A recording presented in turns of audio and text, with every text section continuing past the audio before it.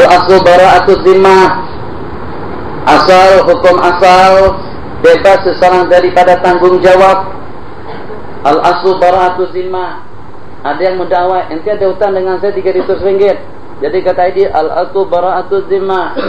Ustaz terlimbah, al-aslu bara'atul zimmah. Ustaz yang tengok, al-aslu bara'atul zimmah. Jadi dengan kita boleh mengelak daripada segala tanggung jawab, sebab yang menyokong dan yang mendukung kita itu adalah hukum asal. Maksud daripada bara'atul zimmah, secara hukum kita tidak berhutang, tidak memukul, tidak menyakiti, tidak terlibat, tidak termasuk. Jadi dengan kebebasan yang ada pada diri kita masing-masing, tak boleh dengan kita didakwa, tidak boleh dengan kita didakwa melakukan sesuatu kecuali kalau memang ada bukti. Kalau tidak ada bukti, lembaran kita masih kuat. Mungkin dia mengatakan Anda yang mengambil, kita katakan al-aslu bara'atul zimmah. Mungkin dikatakan kamu yang berhutang, kita katakan al-aslu bara'atul zimmah. Tak semudah yang kita bayangkan dengan kita mendakwa sesuatu kepada orang lain. Walidzalika lam yuqbal fi syughli zimmati syahidun wahidun ma lam ya'tadid ma lam yataqawa bi akhar. Justru itu tidak diterima untuk menyibukkan beban tanggung jawab seseorang dengan seorang saksi selama tidak diperkuat dengan saksi atau juga dengan bukti yang lain atau dengan sumpah daripada yang berdakwa. Walidha aidan kana qaulul mudda'a alaihi li muwafaqatihi al-asla. Ada mudda'i, ada mudda' alaihi. Rasulullah bersabda dalam sebuah hadis, al-bayyinatu 'alal mudda'i wal yaminu 'ala man ankar. Al-bayyinatu saksi terhadap ke atas orang yang mendakwa. Wal yaminu 'ala man ankar, sedangkan dengan sumpah itu bagi orang yang ingkar. Yang mendakwa dia harus membuktikan dakwaannya itu dengan 2 orang saksi, sementara dengan orang yang tertuduh cukup untuk mengelakkan diri daripada tuduhan dengan perantaran sumpah semata-mata. Kenapa? Dia punya kekuatan, sebab dengan kekuatan yang pertama, pada dasarnya kita katakan al-aslu, yang pada dasarnya dia bebas resiko, bebas tanggung jawab, yang kita sebut dengan bara'atul zimmah. Tak boleh dengan Mustafa katakan, saya Ustaz, ada hutang dengan saya. Kalau kamu tidak ada bukti, tidak boleh mendakwa saya. Kalau kamu tidak ada bukti, dengan saya mengangkat sumpah, demi Allah saya tidak berhutang. Selesai masalah. Kalah kamu. Yang walaupun terbukti saya ada hutang, tapi kamu tidak boleh membuktikannya dengan perantaran saksi. Dakwaan Anda mengatakan saya ada hutang 100 ringgit. Kalau pada itu dengan Anda tidak mempunyai saksi, maka dengan saya akan disuruh bersumpah, demi Allah saya tidak pernah terlibat hutang dengan Ustaz Mustafa, baik 100 maupun kurang, ataupun lebih, apalagi kalau sampai lebih.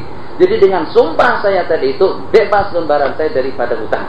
Nah, kalau saya tidak berani bersumpah, maka dengan sumpah tadi itu akan dipindahkan kepada pihak al-mudda'i, yang itu disebut dengan al-yaminul mardudah. Wa fi dzalika furu'un ikhtalafat fi qimatil mutlaq. Haitsu tajibu qimatu 'ala mutlaqi kal musta'ir. Masalah kita tadi wal mustam, pembelian dalam masa untuk dipastikan dibeli atau tidak disebut dengan mustam.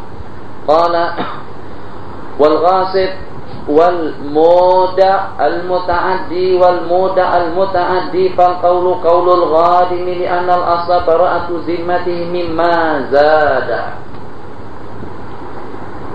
Yang meminjam kereta disebut dengan musta'ir. Yang membeli barang bawa balik ke rumah dan dengan dia akan berunding di rumahnya dengan keluarga yang kalau jadi iya, kalau tidak akan dikembalikan, namanya mustam. Al-ghasib, pembicaraan yang kita bicarakan tadi sebelum asar, sudah kita katakan ghasib wajib mengembalikan barang rampasan. Dan kalau dia tidak boleh mengembalikan, dia harus mengembalikan qimahnya. Kalau seandainya misli, mengembalikan misli dengan nilai yang sama, dengan barang yang sama kalau misli, atau dengan nilainya kalau mutakawin, atau kalau memang masih wujud dengan barang yang dirampasnya, itu dengan ghasib. Kebetulan dengan kereta atau juga dengan barang yang dirampasnya itu sudah tidak ada lagi. Mau tak mau kita akan gantikan nilainya. Berapa nilainya?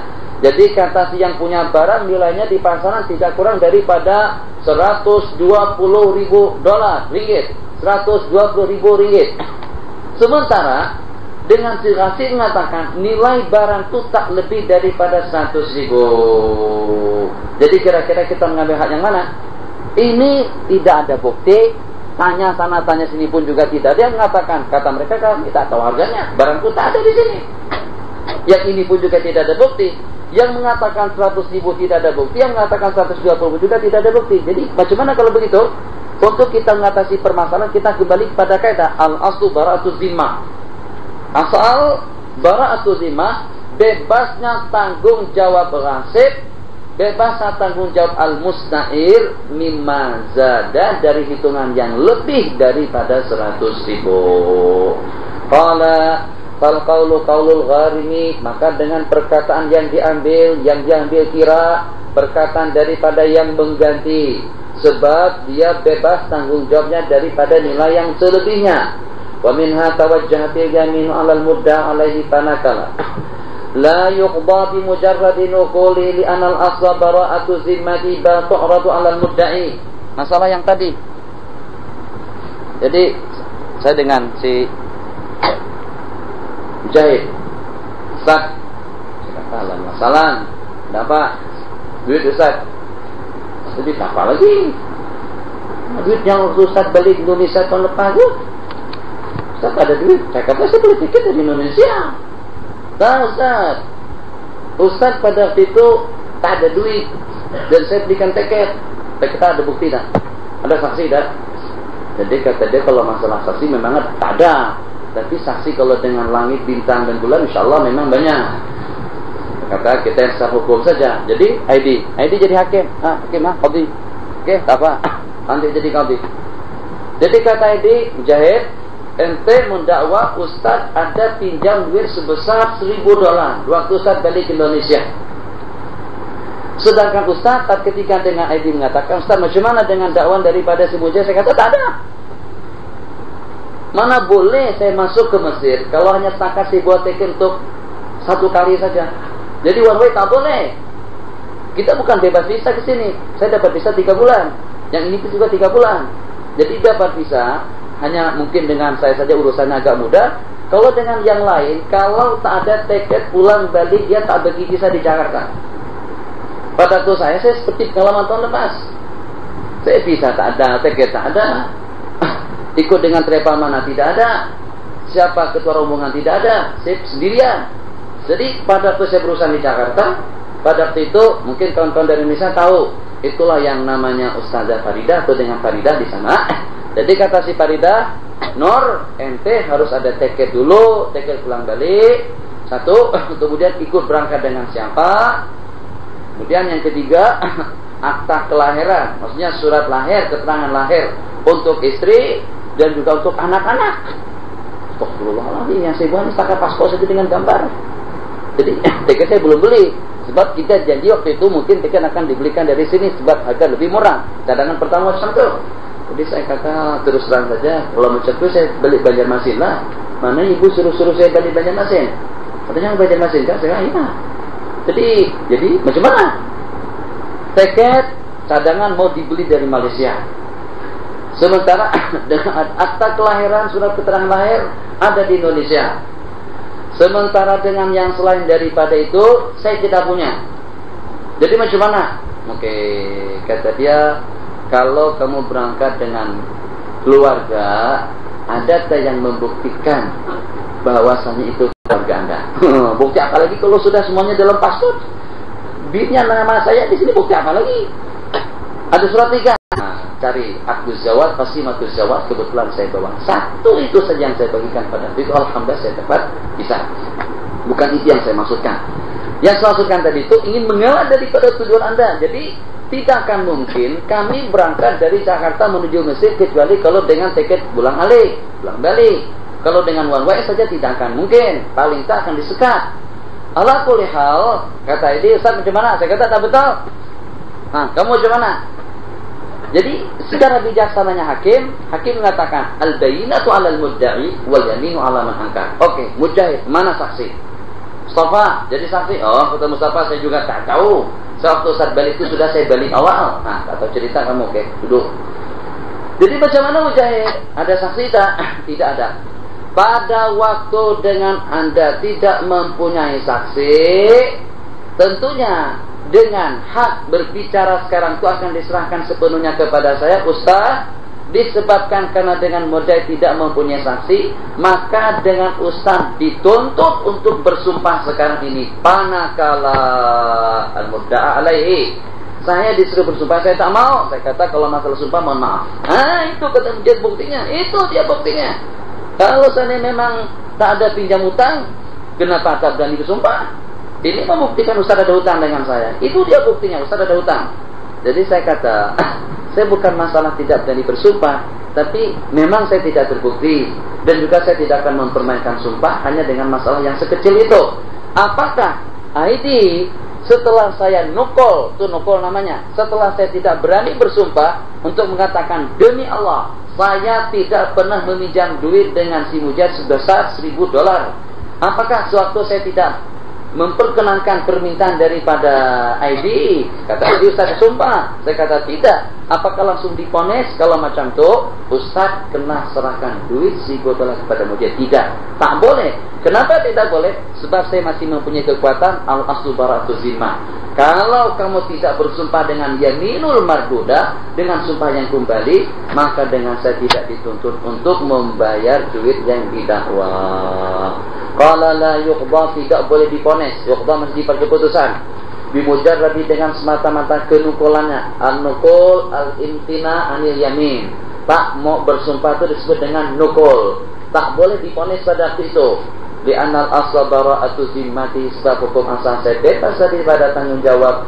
Bal tu'radu ail yaminu, akan tetapi dengan sumpah tadi itu ditawarkan kepada al-mudda'i. Kalau Mujahid bersumpah, saya mau tidak mau akan bayar $1.000, $1.000. Wa minha, terus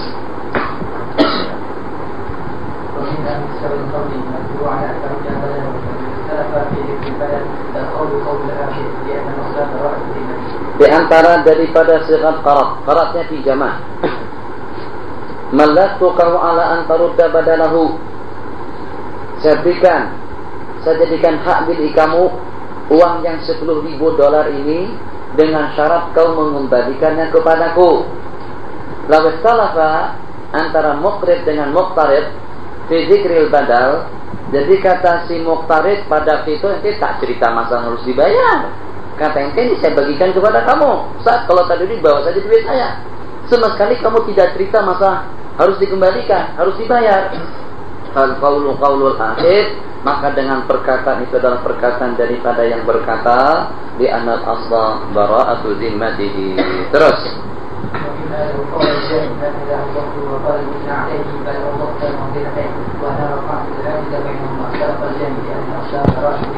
satu yang Anda perlu paham dulu istilah daripada al-mudhihah. Mudhihah itu adalah luka di kepala. Tiap mata luka di kepala yang sampai ke bagian tulang, luka di kepala yang sampai ke batas tulang disebut dengan mudhihah. Jadi hukumnya maksudnya apa? Karena ada perbedaan antara mudhihah dengan syajah. Kalau dengan jenis mata luka saja, itu tidak akan berlaku hukum qisas. Bermula hukum qisas daripada mudhihah. Kalau kebetulan dengan seseorang, mungkin dengan menggunakan kayu, mungkin dengan menggunakan besi, atau dengan perantaran cincin, atau dengan perantaran jam tangannya. Jadi dengan tamparan yang kuat, dia tampar, terus dengan jurusan atau dengan tamparan tadi itu terkoyak dengan perantaran besi jam tangannya. Dengan tali jam tangan kena kepala terkoyak. Wajib qisas? Tak wajib. Itu hanya sepakat dengan hukuman saja. Istilah hukuman ditakdirkan nilainya itu oleh hakim. Bila bermula hukum qisas, bermula hukum qisas dengan kepala kalau dengan mata luka tadi itu sampai ke tulang. Dibelah, mungkin dengan menggunakan pisau, atau dengan menggunakan besi, atau dengan senjata tajam, atau dengan batu, baling batu kena kepalanya, belah kepalanya. Itu disebut dengan mudhihah. Permasalahan yang timbul, masalah yang timbul al-jani, penjinayat. Si penjinayat mengatakan hakadha awdahtu, semacam tu kepalanya luka, semacam tu saya belahkan kepalanya, saya tikam, saya tosok kepalanya seperti yang belah sekarang ini. Jadi kata majnun alaihi, kata yang terjinayat, kata si mangsa, dia lukai kepalaku 2 tempat, satu sini, satu sini. Dia cincang 2 kali. 2 kali berdekatan. Tapi saya angkat hajiz penghalang antara keduanya. Gimana nih supaya boleh jelas? Ini misalnya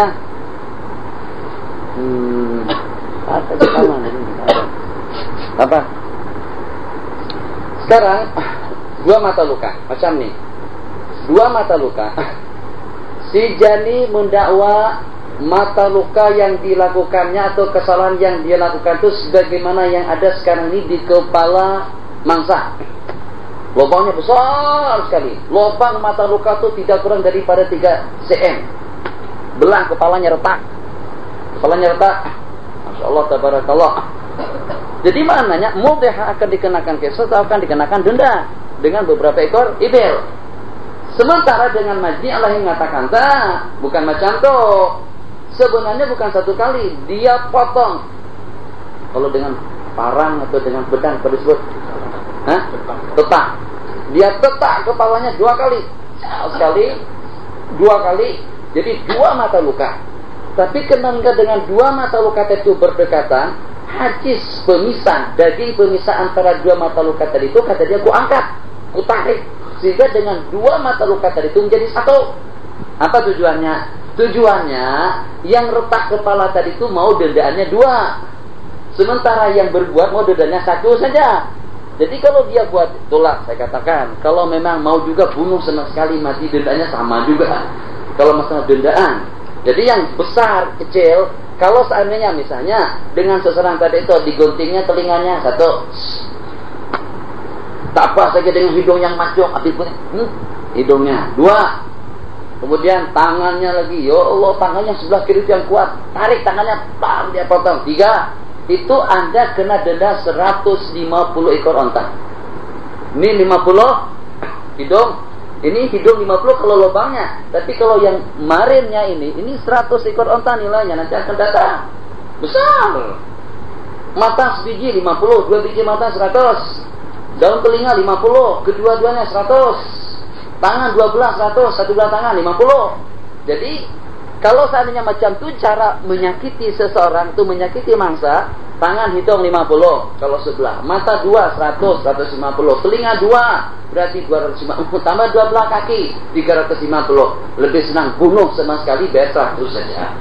Nah itu maksud saya lebih senang membunuh, tapi maksud neraka jahanam ya ini. Wa may yaqtul mu'mina muta'ammidan fajaza'uhu jahannamu khalidan fiha wa ghadiba Allahu alaihi wa la'anahu wa a'addalahu 'adzaban alimah. Jadi permasalahan yang timbul sekarang ini sudah jelas permasalahannya. Si mangsa mengatakan 2 mata luka. Jadi kita kata kalau 2 mata luka, tapi kenapa-napa 1. Jadi kata dia nampak 1. Sebab saya tarik tengahnya tuh, akhirnya jadi 1. Dia tujuannya mau dapat 2, mau dapat 2 tebusan. Sementara si penjinayat mengatakan itu saja yang ada, 1 kali saja. Sebesar mata luka itulah yang dia lakukan pada itu. Nah kalau khilaf, yang ini mau minta bayaran banyak, yang ini mau minta bayaran sedikit saja. Soddiqal jani, akan diterima pernyataan daripada penjinayat, sebab al aslu bara'atu zimmatihi.